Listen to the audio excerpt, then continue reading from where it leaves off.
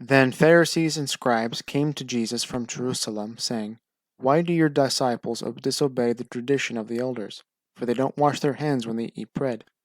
He answered them, "Why do you also disobey the commandment of God because of your tradition? For God commanded, 'Honor your father and your mother,' and he who speaks evil of father or mother, let him be put to death. But you say, 'Whoever may tell his father or his mother, whatever help you might otherwise have gotten from me as a gift devoted to God, he shall not honor his father or mother.'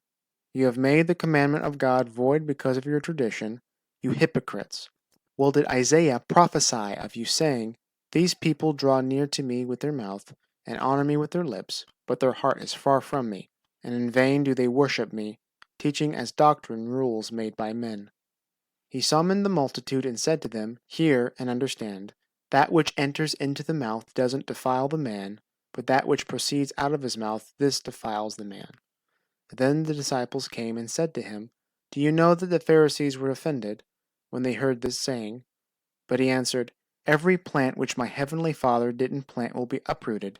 Leave them alone. They are blind guides of the blind. If the blind guide the blind, both will fall into a pit." Peter answered him, "Explain the parable to us." So Jesus said, "Do you also still not understand? Don't you understand that whatever goes into the mouth passes into the belly and then out of the body? But the things which proceed out of the mouth come out of the heart, and they defile the man. For out of the heart come evil thoughts, murders, adulteries, sexual sins, thefts, false testimony, and blasphemies. These are the things which defile the man, but to eat with unwashed hands doesn't defile the man." Jesus went out from there and withdrew into the region of Tyre and Sidon. Behold, a Canaanite woman came out from those borders and cried, saying, "Have mercy on me, Lord, you son of David. My daughter is severely possessed by a demon." But he answered her not a word.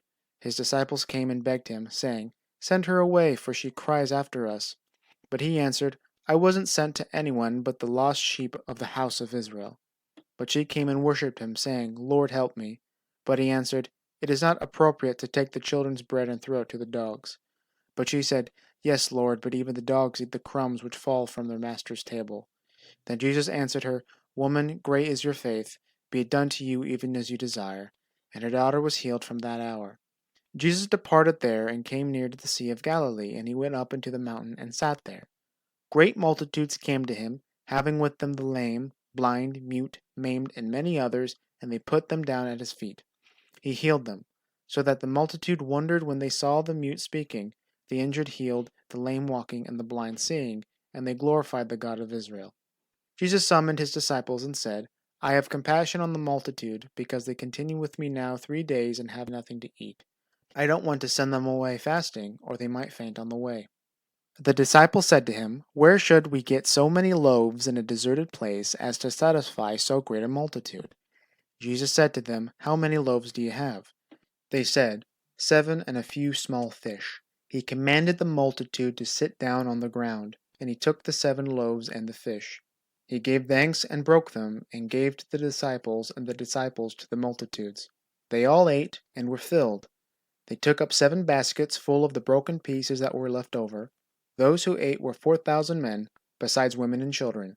Then he sent away the multitudes, got into the boat, and came into the borders of Magdala.